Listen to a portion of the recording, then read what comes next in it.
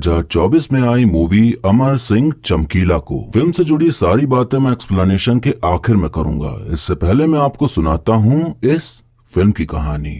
तो मूवी की शुरुआत में हम देखते हैं कि पंजाब के गांव के एक घर में फंक्शन होता है। तो उस फंक्शन में गाने के लिए आने वाले थे अमर सिंह चमकीला और उनकी पत्नी अमरजोत। पूरा गांव इकट्ठा हो रखा था उनका गाना सुनने के लिए। फिर चाहे वो मर्द हो या औरत, बूढ़ा हो या जवान, सभी चमकीला के संगीत के दीवाने थे। अब वो लोग आते हैं और जैसे ही गाड़ी से उतरते हैं कुछ लोग उनको और उनके साथियों को गोली मार देते हैं और उनकी मौके पर ही मौत हो जाती है। वो दिन था 8 मार्च 1988 का और गांव का नाम था महसामपुर। अब हमें चमकीला का बचपन दिखाया जाता है जहां वो अपने आसपास के लोगों द्वारा गंदे गंदे शब्द सुना करता था। लोगों का कहना था कि चमकीला ठरकी अश्लील गंदे गाने गाता था जिसके चलते उसे मार दिया गया। सब कहते थे कि वो गंदे गाने गाता है, पर वो सभी लोगों में चर्चित भी था और लगभग हर दूसरा इंसान उसका गाना सुनता था, फिर चाहे कोई माने या ना माने। बचपन में वो देखता कोई आदमी चुपके चुपके दीवार के छेद से किसी महिला को कपड़े बदलते देख रहा है या नहाते देख रहा है। कहीं वो किसी को संभोग करते देखता,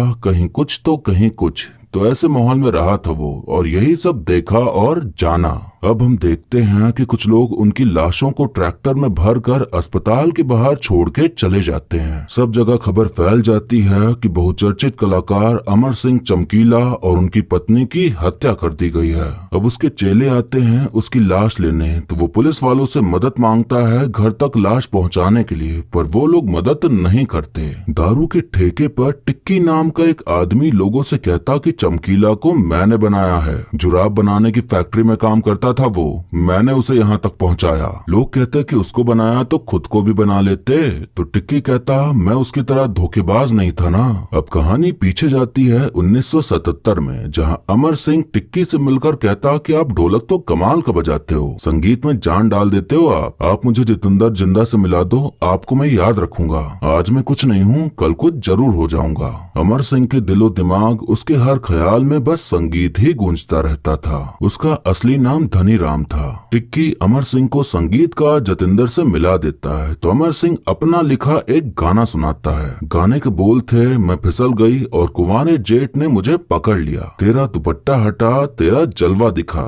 तो कुछ इस तरह के बोल थे उसके गाने के। अमर सिंह जितेंद्र के लिए गाने लिखने लगा और जितेंद्र उन्हीं गानों को गा के चर्चित होने लगा उन लोगों में जो ऐसे गाने सुनना पसंद करते थे। जहां गाने का प्रोग्राम होता था उसे अखाड़ा कहते थे। तो एक दिन अखाड़े में सभी इंतजार कर रहे होते हैं जितेंद्र के गाने का, पर वो अब तक आया नहीं था और भीड़ बेकाबू हो रही थी कि जल्दी से उसे बुलाओ। टिक्की अमर सिंह से कहता कि जाओ तुम ही गाना गाओ जाके और जनता को रोक के रखो जब तक जितेंद्र नहीं आ जाता। महिला गायिका सोनिया गाने से मना कर देती है, यह कहकर कि मैं इस नौकर के साथ नहीं गाने वाली। अनाउंसमेंट के लिए उसका नाम पूछा जाता है तो वो अमर सिंह बताता है। तो होस्ट कहता कि गायक के लिए तो ये नाम बहुत ही बोरिंग है, कुछ अपना गांव खेड़े का नाम बता जो अपने नाम के आगे लगा सके। अमर सिंह कहता कि हाँ है, संडीला। तो होस्ट कहता कि अब आपके सामने आ रहे हैं अमर सिंह चमकीला।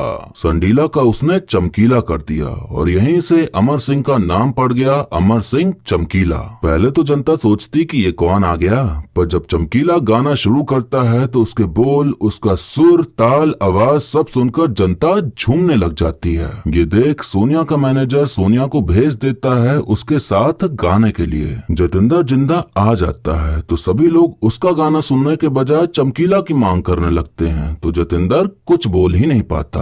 अब कहानी वर्तमान में आती है जहाँ हम देखते हैं कि जितेंद्र चमकीला के घर जाने का सोच रहा होता है उसे श्रद्धांजलि देने के लिए, पर उसके साथियों का कहना था कि लोगों का कहना है कि कहीं हमने ही तो नहीं मरवा दिया उसे। दूसरा आदमी कहता कि नहीं गए तो लोगों का शक यकीन में बदल जाएगा। अगर ये कट्टरपंथियों का काम हुआ तो हमारे जाने पे वो सोचेंगे कि हम भी उनके साथ मिले हैं। कहानी फिर पीछे जाती है जहाँ हम देखते हैं कि जितेंद्र कनाडा चला जाता है बिना किसी को बताए। उसने टिक्की को साथ ले जाने बोला था पर उसे भी नहीं ले गया। मैनेजर कहता कि अब नई जोड़ी बनेगी सोनिया और चमकीला की, अखाड़े मैं लाऊंगा और रिकॉर्ड भी निकलेंगे गाने के। चमकीला मना कर रहा था कि मैं अपने उस्ताद जी की जगह नहीं ले सकता। तो मैनेजर और टिक्की उसे खूब समझाते हैं कि तेरा ही नाम होगा, सब जगह तेरे गाने बजेंगे और खूब पैसा भी मिलेगा। चमकीला घर जाता है तो उसके बाबूजी उस पर खूब चिल्लाते हैं क्योंकि उसने अपने बाल कटवा लिए थे। वो बाबूजी को सब बता देता है कि मैंने फैक्ट्री में काम करना छोड़ दिया है और अब मैं गाने गाता हूँ। बाबूजी उसे पीटने के लिए आगे बढ़ते ही हैं कि तभी चमकीला पैसे निकाल उनके जेब में रख देता है। पैसे देख बाबूजी शांत हो जाते हैं और फिर चमकीला कहता है कि घबराओ मत, इससे भी ज्यादा पैसे कमाऊंगा,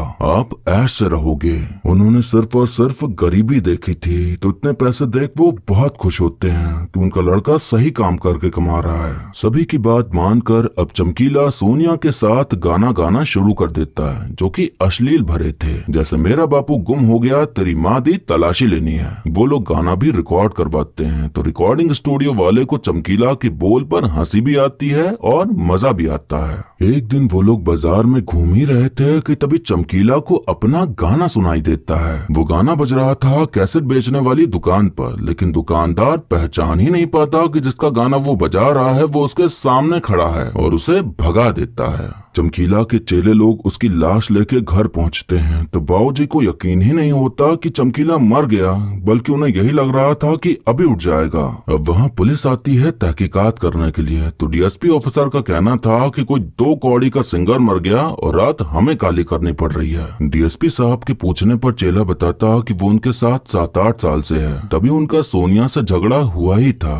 अब कहानी पीछे जाती है जहाँ हम देखते हैं कि टिक्की का कहना था कि सारा पैसा तो सोनिया का मैनेजर खा जाता है, तो उससे पैसे बढ़ाने की बात करते हैं पर वो उन्हें उल्टा सीधा बोलने लगता है। चमकीला बड़े प्यार से बात कर रहा था पर मैनेजर उसे एकदम नीचा दिखाने लगता है जो कि उसे पसंद नहीं आता और फैसला करता है खुद का ही काम करने का। चमकीला को पता था कि लोग क्या सुनना चाहते हैं, उन्हें किस चीज में मजा आता है, तो उसे पता था कि उसे काम मिल जाएगा और ऐसा होता भी है। उसे एक के बाद एक बुकिंग आने लगी तो नई लड़की के साथ उसने गाना शुरू कर दिया। सोनिया और मैनेजर जब राजस्थान के दौरे से वापस आए तो देखा कि उनके ऑफिस में अब चमकीला बैठा है। जिस ऑफिस से वो भगाया गया था चमकीला ने उसे ही खरीद लिया था। अब दिक्कत ये आ रही थी कि कोई भी लड़की उसके साथ टिकी नहीं पा रही थी। कभी किसी को पैसे की दिक्कत होती, कभी वो सुर से सुर ना मिला पाती, कभी कुछ तो कभी कुछ। अब एक लड़की आती है अमरजोत जो कि गाना गाती थी और अपने पिता और भाई के साथ आई थी। तो थोड़ी बहुत बातचीत होके तय होता है कि 1 महीना करके देखते हैं कि बन पाती है जोड़ी की नहीं। अब दोनों लोग एक साथ मिलकर गाते हुए सुरताल मिलाना और नए गाने बनाना शुरू करते हैं। इसके बाद दोनों अखाड़े में गाते हैं तो उन दोनों की जोड़ी हिट हो जाती है और बहुत सारा काम मिलने लगता है। डीएसपी साहब कहते हैं हाँ, फिर जोड़ी बन गई और दोनों ने मिलकर खूब गंदे गाने गाए और फिर उन्हें कोई गोली मार गया। फिर गाना रिकॉर्ड होता है तो रिकॉर्डिंग भी काफी जोरों शोरों से बिकना शुरू हो जाती है। हर जगह अब चमकीला का नाम गूंजने लगा था और धीरे धीरे अब लोग उसे पहचानने लगे थे। चमकीला के साथ गाते गाते उसके साथ रहते अमरजोत को अब धीरे धीरे उससे इश्क होने लगा था। चमकीला के दिल में भी अमरजोत के लिए प्यार के फूल खिलने लगे थे और एक दिन उनके बीच वो सब हो जाता है जो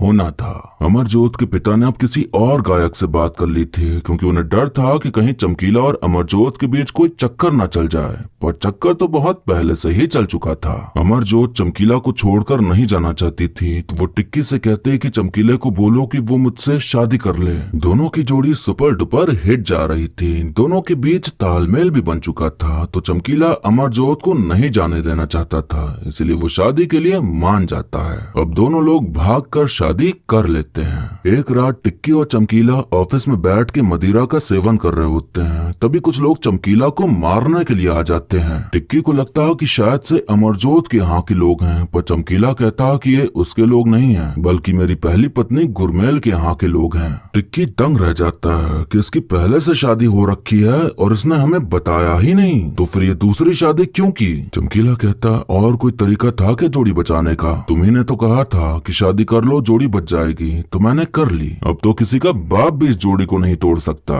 अब गांव में पंचायत बैठाई जाती है जहां बात होती है कि चमकीला की दूसरी शादी मानी नहीं जाएगी। पहली शादी चमकीला की मर्जी से नहीं हुई थी, बल्कि घर वालों ने जबरदस्ती कराई थी। और अब तो एक बच्चा भी था। लोग पंचायत में फैसला सुनने नहीं आए थे, बल्कि चमकीला को देखने आए थे। और ज्यादातर लोग उसके ही हित में होते हैं, तो पंचायत में कोई फैसला ही नहीं हो पाता। चमकीला वादा करता है कि वो अपनी पहली बीवी को हर महीने 5,000 रुपए देगा और एक विलायती गाय भी। अमरजोत को जब ये सब पता चलता है तो वो चमकीला से बहुत गुस्सा आती है कि पहले क्यों नहीं बताया। चमकीला कहता कि हमें साथ होना था, तो अब हम साथ हैं। अब इसके बाद फिर ऐसा चला उनका काम कि दुकानों में चमकीले के रिकॉर्ड्स की कमी होने लगी। इसलिए नहीं कि बिक नहीं रहे थे, बल्कि इसलिए कि बहुत ज्यादा बिक रहे थे। लोगों की भीड़ जमा होने लगी थी उसका गाना सुनने के लिए, और हर रोज हर दिन अखाड़ा होता और खूब पैसा और शोहरत कमा रहा था चमकीला।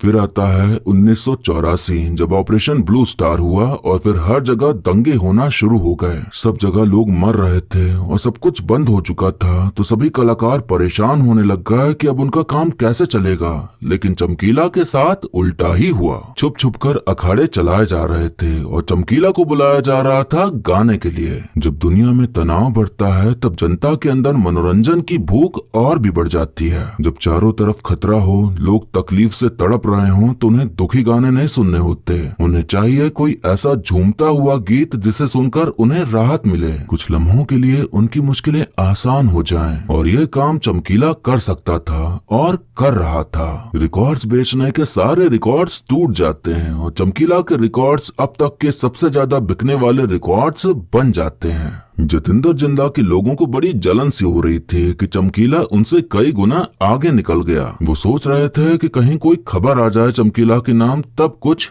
हो सकता है। अब हम देखते हैं कि एक लड़की चमकीला को इंटरव्यू के लिए बुलाती है, तो चमकीला उसकी तरफ देख नहीं रहा होता क्योंकि उसने जीन्स पैंट पहनी थी। लड़की कहती है कि जो दुनिया भर में अपने गंदे और अश्लील गीतों के लिए जाना जाता है, जो औरतों को सस्ते तरीके से पेश करता है अपने गानों में, उन्हें वस्तु बनाकर पेश करता है। तेरी माँ तलाशी लेनी है कि बापू मेरा गुम हो गया। वो तकता रहा, मैं शिखर दोपहरे नहाती थी, आटे जैसा गूंद दिया तुझे। ऐसे तो बोल हैं आपके गानों के, और आपको मेरी पैंट से दिक्कत है। चमकीला कहता कि बचपन से देखा ही यही सब है और ऐसी बातें सुनी है, पैंट वाली बहुत कम देखी है मैंने। लड़की कहती कि ये तो बड़ा अच्छा बहाना है आपका, आपने देख लिया तो आपका ये लिखना उचित हो गया। जो बकवास आप लिखते हैं अपने गानों में वो सही हो गया, ये कहना चाह रहे हैं आप। चमकीला कहता कि हर किसी की ना सही गलत सोचने की औकात नहीं होती मैडम, मेरी तो नहीं है। मुझ जैसे को तो बस जैसे तैसे करके जिंदा रहना होता है, मैं चांस नहीं ले सकता जी, आप समझ नहीं पाओगे। मैं बहुत छोटा इंसान हूँ मैडम, मुझे गाने बनाने होते हैं जो लोग पसंद करें, वरना मैं खत्म हो जाऊंगा। लड़की कहते कि आप कैसे खत्म होंगे,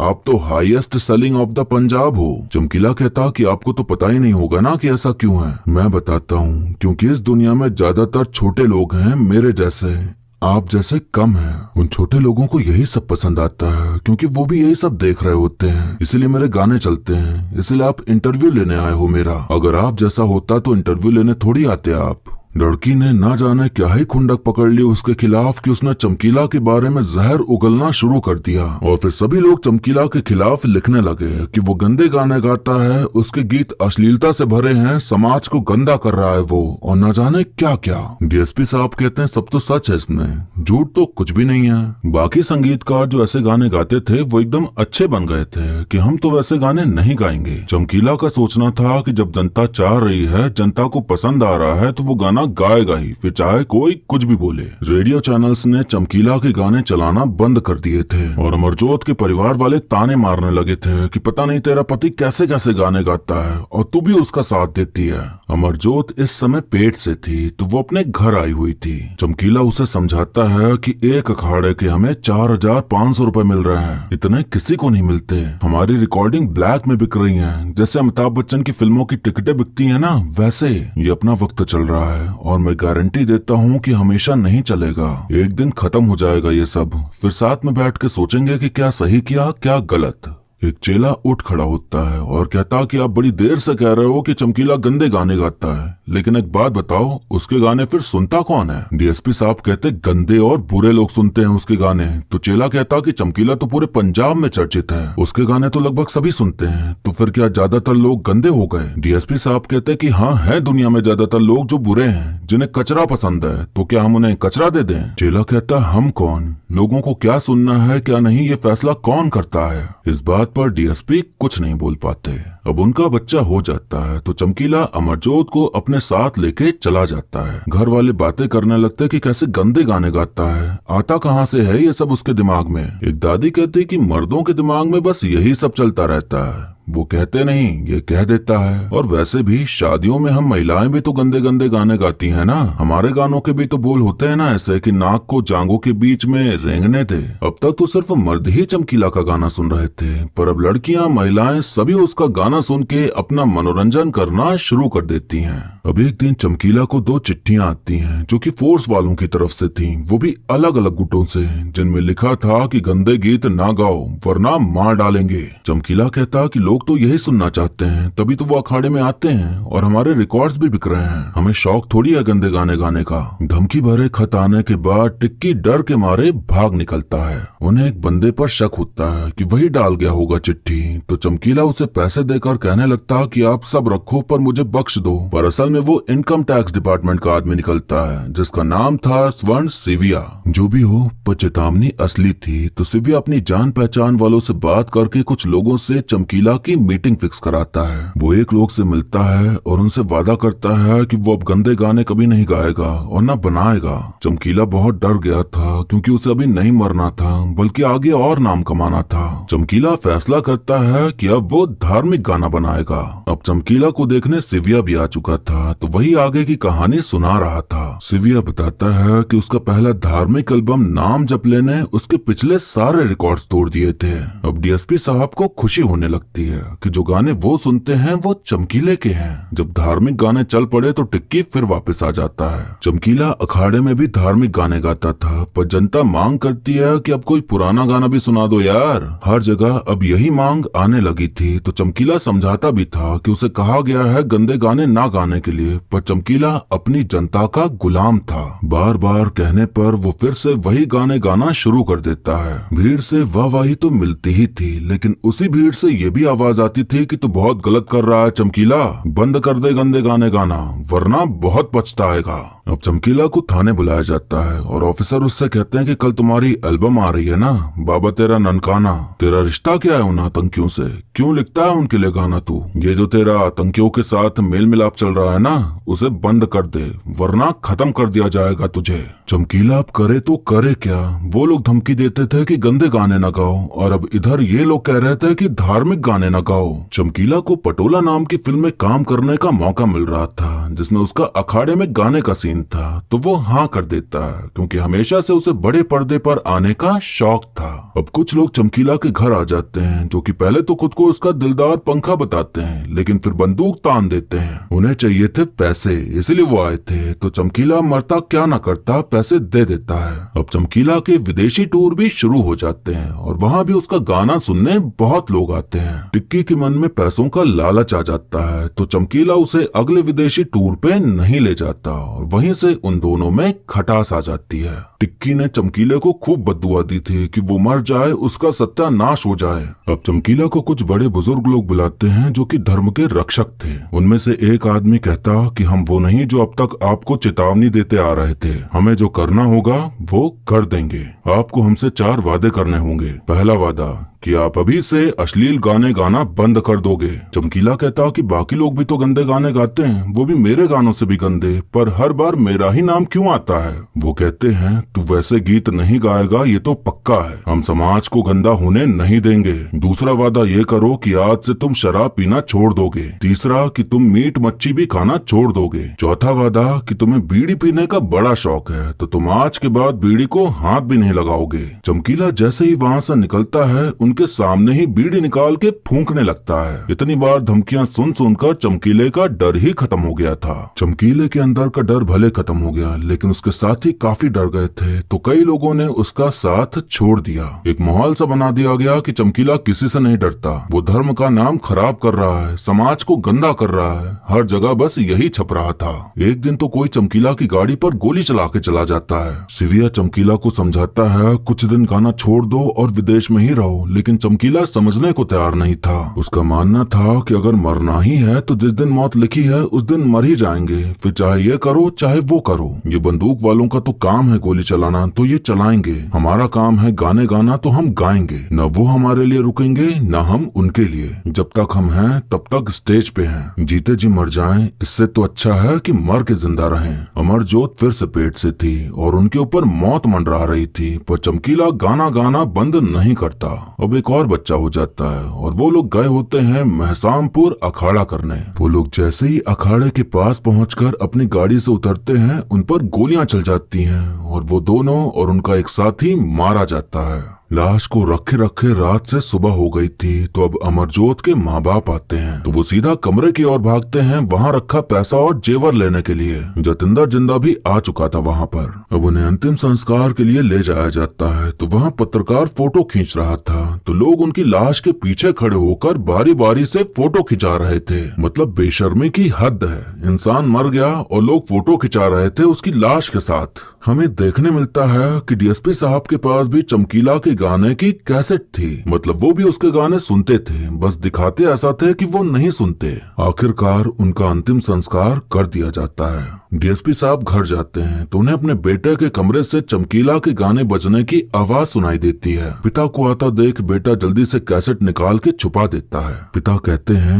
दिल करे तो सुन लिया कर चमकीले को, और इतना कहकर वो चले जाते हैं। मूवी रिलीज होती है पटोला, जिसमें चमकीले का गाना था। तो अब उसकी मौत के बाद उस फिल्म को देखने के लिए भीड़ लग जाती है। जब बड़े पर्दे पर उसका गाना बजता है तो लोग थिएटर के अंदर ही गाने लगते हैं, झूमने लग जाते हैं। चमकीला का बड़ा बेटा अब चमकीले की ही तरह कपड़े पहन उनके गाने गाता है। उनका छोटा बेटा उनके बिना बच ना सका, वो बस 15 दिन का था। केसर सिंह टिक्की को अभी भी यकीन है कि उसके श्राप ने चमकीला को मार डाला, और भी बाकी लोगों के बारे में बताया जाता है। और फिर इसी के साथ ये मूवी यहीं पर खत्म हो जाती है। तो दोस्तों, इस फिल्म के जरिए कलाकार अमर सिंह चमकीला की पूरी जिंदगी दिखाने की कोशिश की गई है। मुझे इनके बारे में नहीं पता था, तो जब ये फिल्म आई तभी मुझे पता चला। और आप में से भी कई लोग होंगे जिन्हें ये वीडियो देखने के बाद ही पता चला होगा कि ये कौन थे और इनकी मृत्यु किन कारणों की वजह से हुई। कारण एक ही था, चमकीला का फेमस होना, वो भी इतनी तेजी से। इतनी कामयाबी हासिल करना, इतना नाम कमा लेना इतनी कम उम्र में, यही बात हर किसी को खटक रही थी और इसी के चलते उनकी मौत हुई। गंदे गाने की बात है तो उस समय तो और भी लोग गंदे गाने गा ही रहे थे, पर और किसी को कुछ नहीं करा गया। जब इंसान एक ऊंचाई पर पहुंच जाता है तो लोग उंगली करना शुरू कर ही देते हैं। जो जलते हैं वो भी, जो धर्म के ठेकेदार बनते हैं वो भी, और जो दिखाना चाहते हैं कि समाज हमारे हिसाब से चलता है वो भी। सुनने वाले सुन रहे थे उसके गाने, और उसने तो धार्मिक गाने भी बनाए और जो कि फेमस भी हुए, लेकिन जनता को ही वैसे गाने सुनने थे तो वो क्या करता। वो जिस जगह से आया था उस जगह से बाहर निकलने के लिए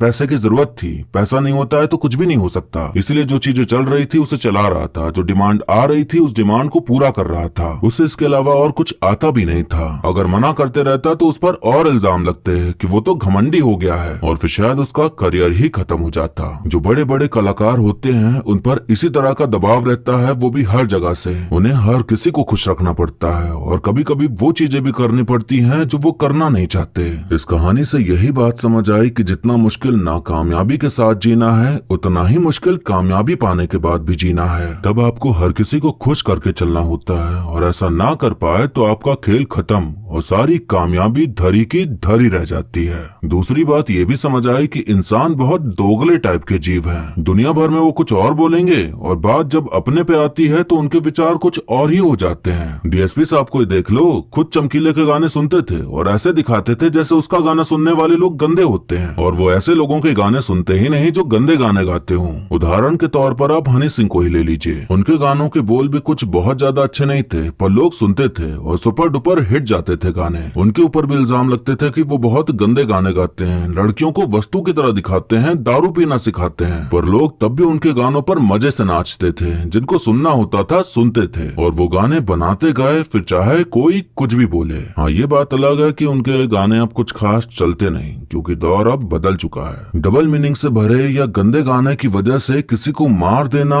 ये तो कोई सही बात नहीं लगती। अगर वाकई में ऐसा होने लगे तो भोजपुरी म्यूजिक इंडस्ट्री तो तुरंत खत्म हो जाएगी। उस समय तो उसे मार दिया गया ये कहकर कि अश्लील गाने गाता है, पर आज तो पूरी दुनिया में अश्लीलता के सिवा कुछ और है ही नहीं। इंस्टाग्राम हो गया, फेसबुक हो गया, ट्विटर हो गया, कोई भी OTT ऐप में आप सीरीज देख रहे हैं, मूवी देख रहे हैं या गाना सुन रहे हैं, हर जगह आपको अश्लीलता मिल ही जाएगी। अब वो सब बन क्यों रहा है? ये सब चीजें हो क्यों रही हैं?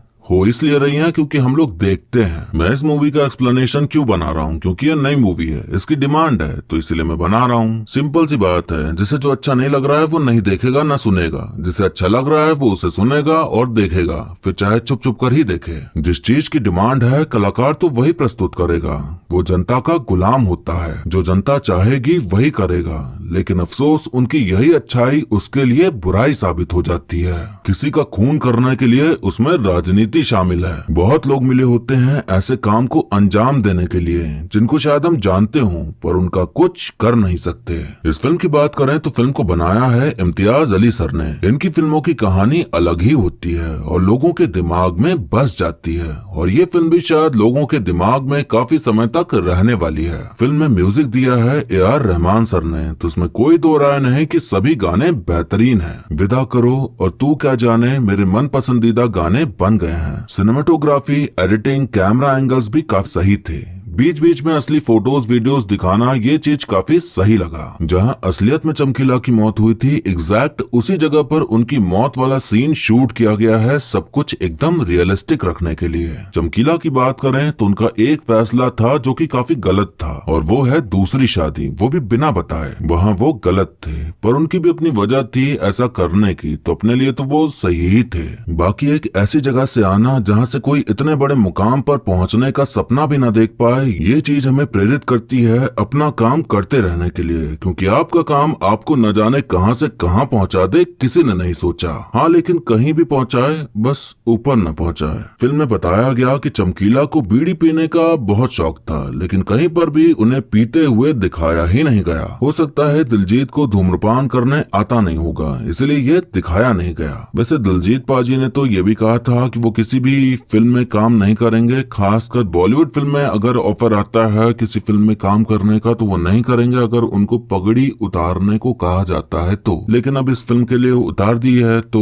इम्तियाज अली को शायद वो मना नहीं कर पाए। एक्टिंग की बात करें तो दिलजीत दोसांझ अमर सिंह चमकीला के किरदार में बिल्कुल फिट बैठे। उन्होंने पूरी कोशिश की उनके किरदार में ढल जाने की, और इस कोशिश में वो काफी हद तक कामयाब भी हुए। अच्छा किया उस इंसान को ही कास्ट किया जिसे पंजाबी बोलने आती है और वहीं से बिलोंग करता है, वरना कभी कभी ऐसा होता है कि बोली पंजाबी की है और एक्टर कहीं और ही का उठा लेंगे जिसको पंजाबी आती ही ना हो, फिर ऐसा दिखाएंगे कि देखो एक्टर ने कितनी मेहनत करी है, उसने पंजाबी सीखी। तो ये बेवकूफी नहीं करी गई, ये अच्छा लगा। बाकी परिणीति चोपड़ा की एक्टिंग मुझे उतनी कुछ खास लगी नहीं। ऐसा लगा जैसे उनकी जगह कोई और भी होता तो इनसे बेहतर ही एक्ट करता। आप जब असली वीडियो देखेंगे उनके अखाड़ा की तो आपको समझ आएगा कि परिणीति ने कोई बहुत ज्यादा मेहनत नहीं की अमरजोत जैसा बनने के लिए। आज भी काफी लोग उन्हें इज्जत देते हैं कि वो बहुत अच्छे कलाकार थे, और अभी भी कई लोग हैं जो उन्हें पसंद नहीं करते। नापसंद करने वाले वही कारण बताते हैं जो पहले था। सुनने वाले तो सुनते रहेंगे, उन्हें तो कोई रोक सकता नहीं। तो जो है वो करते रहो, जिसे आपका काम पसंद आएगा वो आपके पास बना रहेगा।